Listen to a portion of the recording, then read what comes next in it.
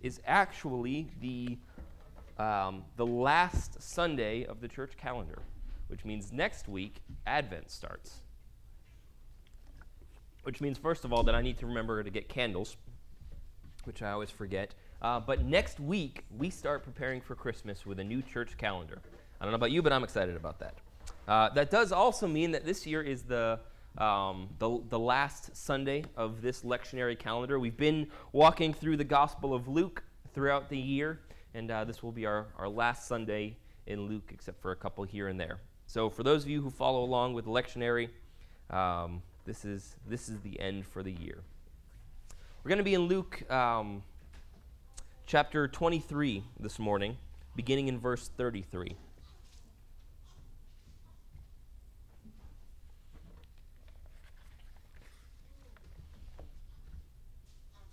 Luke 23, beginning in verse 33. And when they came to the place that is called the Skull, there they crucified him, and the criminals, one on his right and one on his left. And Jesus said, Father, forgive them, for they know not what they do. And they cast lots to divide his garments, and the people stood by watching. But the rulers scoffed at him, saying, He saved others. Let him save himself, if he is the Christ of God, his chosen one. The soldiers also mocked him, coming up and offering him sour wine, and saying, If you are the king of the Jews, save yourself. There was also an inscription over him, This is the King of the Jews. One of the criminals who were hanged railed at him, saying, Are you not the Christ? Save yourself and us. But the other rebuked him, saying, Do you not fear God, since you are under the same sentence of condemnation? And we indeed justly, for we are receiving the due reward of our deeds. But this man has done nothing wrong. And he said, Jesus, remember me when you come into your kingdom. And he said to him, Truly I say to you, today you will be with me in paradise. I thought a lot about this message throughout the week. And maybe it doesn't seem significant to you, but for me, as we close out the year and begin a new one, because at least for me in my preaching rotation, this is where the year starts and ends. I've got a lot of years I keep track of. We have our calendar year. We have the district church fiscal year, which starts in April, and then I have my preaching year. And we always begin with Advent. In the season of Christmas, the celebration and discussing and talking about and praying about God and how he comes to us and will be coming again. And so for me, this week before we begin to get into Advent is really, it brings closure. I look at where we've been for the last year, what I've been talking about, where God has been leading us, and think about, well, how are we going to end this? How do I want to, and how does God want us to finish off the year? I thought a lot about that this week, and as I read this passage, I began to get a picture of not only what God wanted to speak to us, but really just who he is. It always feels kind of strange to me to preach the crucifixion right before Christmas. It seems a little bit backwards. And this isn't the only year where it happens, but it always still catches me off guard. And it doesn't seem like the sort of thing to be thinking about. And you can make the connection that it's a good thing to talk about before Thanksgiving, and I suppose that's a valid point, but it still catches me off guard. But I want you to just follow me for a few moments. Let's picture the scene here. So we skipped a lot of the story between last week and this week. We skipped over the garden and the betrayal. We skipped the trial. We skipped Jesus before Pilate and Jesus before Herod. We skipped him being beaten and all of that. We skipped the march up to the hill. And we begin this morning at the place that is called the Skull. This passage really could just be a Disney movie. I picture Peter Pan and Skull Island. It's very ominous. Luke sets the scene well. So they're on this place called the Skull. Jesus is hanging on a cross. He's already been abused and beaten. And there he he hangs with two criminals. Really, nobody of consequence to us for any reason. They're two guys that maybe they had also risen up against Rome. Maybe they had tried to be messiahs of Israel. Maybe they were just thieves. Maybe they were murderers. But whatever the case, these were just two guys. And so in the center we have the King of the universe, God himself, come to be with us, and then two criminals on either side. The criminals probably had some family and friends there, weeping and mourning at their death. There were a number of Roman soldiers there who were responsible for the acts of the crucifixion, responsible for keeping the peace should anyone start any trouble. And then, of course, at least at this crucifixion, though they probably avoided most of them, we have the priests, the Pharisees, the leaders of the Jewish temple. Jesus' first inclination is to ask for forgiveness for those around him. And almost in response to his piety, we see the priests began to mock him. They say, well, hey, you keep telling us and showing us your power. You keep talking like you're above everybody else. You keep speaking like you know more about what's going on than we do, like you're somehow above it all, which he was. They said, your followers claim that you're the Messiah. And yet, here you stand, you who have talked down to us, you who have contradicted our teachings in our temple, you who are always so sure of yourself, so quick to respond. You always have an answer. You always have a way out. You always have power available. We've seen you save so many people from disease, from disfigurement, and yet here you stand, covered in blood, hanging on a cross, waiting to die. And they look up at him and they say, well, you saved other people. If you're really as great as you say you are, if you're as great as your followers say you are, well, then just come on down. We heard you raised a dead man. Why can't you just come down off the cross? Surely the Messiah has that much power. I mean, they attack him, and then the soldiers say the same thing, and they just attack him, and they mock him, and they belittle him. Now, I don't know about you, but if I was in this scenario, it would be awfully tempting to just come down and slap him upside the head. If I had the resource, man, there's nothing better than shutting up someone who's talking bad about you. Amen? Don't really say amen to that. But we love that feeling, don't we? And I cannot, I mean, it's one thing to drain a three-pointer in somebody's face. That feels pretty good. Elliot, can I get an amen on that one? Thank you. That feels pretty good.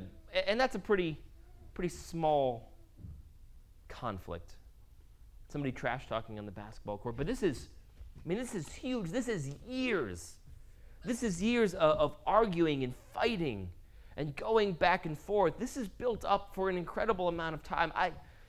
I don't know if I would have the self-control to stay on the cross. If I had the resource available, which would not only save me the pain, but also prove them wrong, I don't know if I would have the self-control to stick it out. I cannot imagine the temptation to just say, oh, that's a good idea, and just kind of hover off the cross. Can you imagine how terrifying that would be for the Pharisees? And a fairly moving sermon illustration, in fact. But that's not what Jesus does. And I read this passage this week. And I'm not going to say I prayed about it for hours and hours, because it actually hit me right away. I read this passage, and it just, in a moment, caught a glimpse of something I'd never seen before. I'm going to make you wait a little bit, though. The question is, why? Or even how did Jesus do this? Why would he do that? Why wouldn't he come down off the cross? I mean, he was in excruciating pain that he could have made go away in a moment.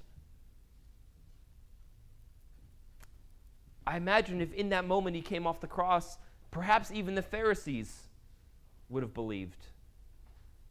Maybe they would have been struck by that and finally understood exactly who he was. Why did he stay on the cross? And then how did he do it? Well, if you look at the passage, there were two thieves hung with him, or two criminals. One of them joins with the soldiers and with the priests. He mocks Jesus.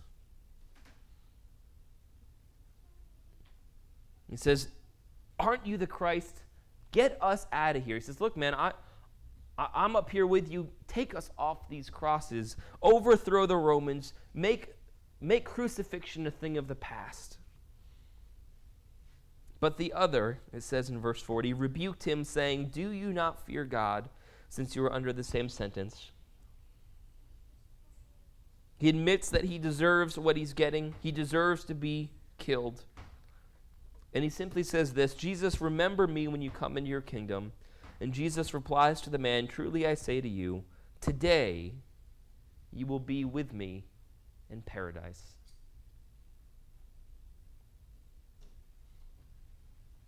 Jesus had a choice that day.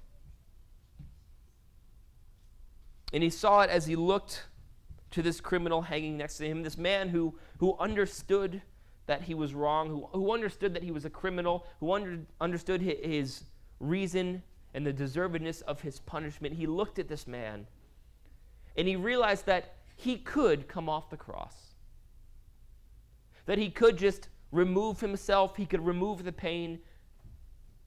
He'd done it before. He had walked through crowds of people that were trying to kill him on top of hills even. There was a crowd once that tried to throw him off a cliff, and when he got to the precipice, just as they were about to kill him, he simply walked through them and went on his way. So he had done it before, and he could clearly do it again. He could take himself off the cross, he could walk out through the crowd, and he could cause them, hold them back, so that no one would harm him any longer. And yet he didn't do it, and here's why.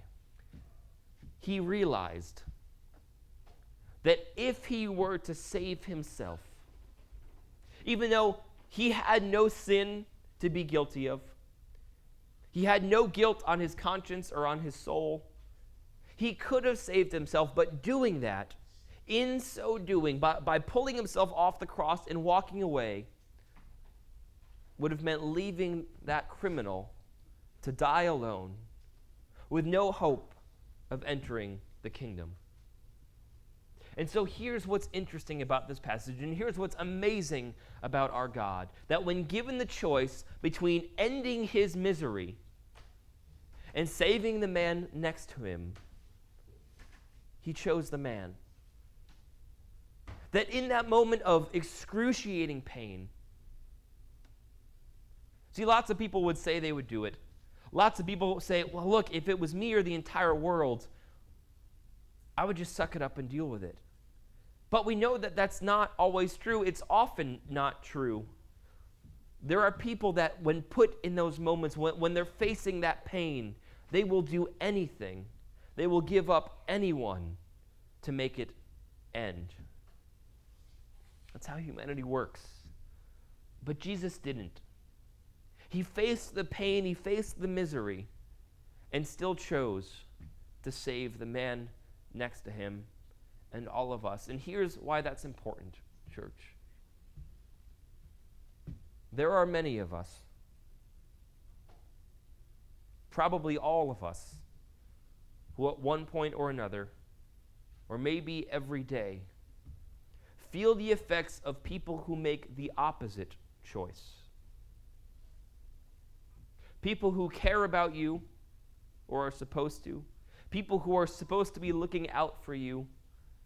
People who have your joy or your happiness or your well-being in their hands. Who make the decision not to choose you. We all deal with this from time to time. And sometimes it's just a friend, or sometimes it's a family member or a sibling.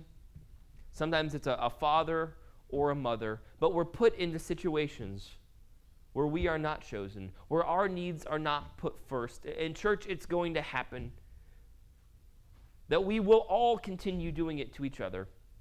There will always be times where I choose myself before you.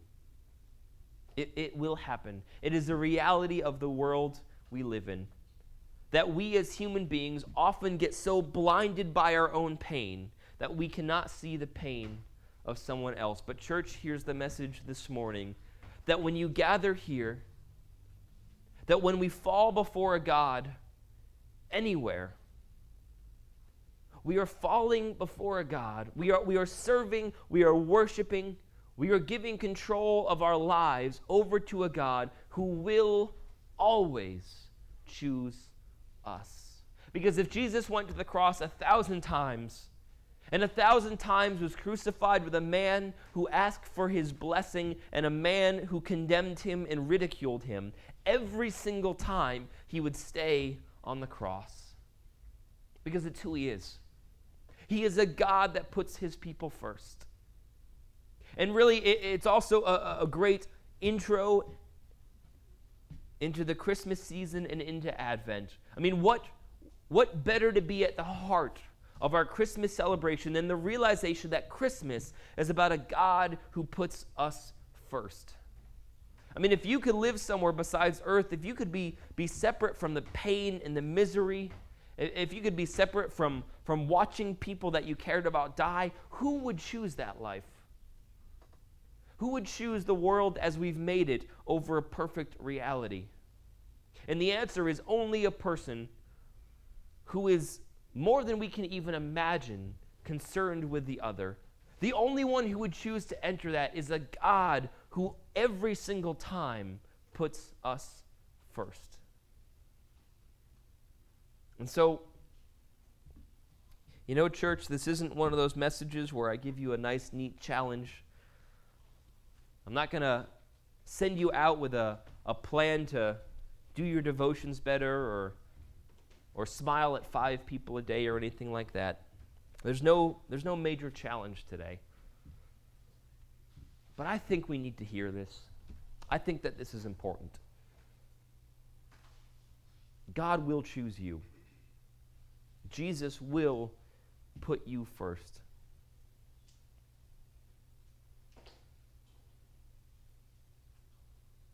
And I think some of us need to hear that today.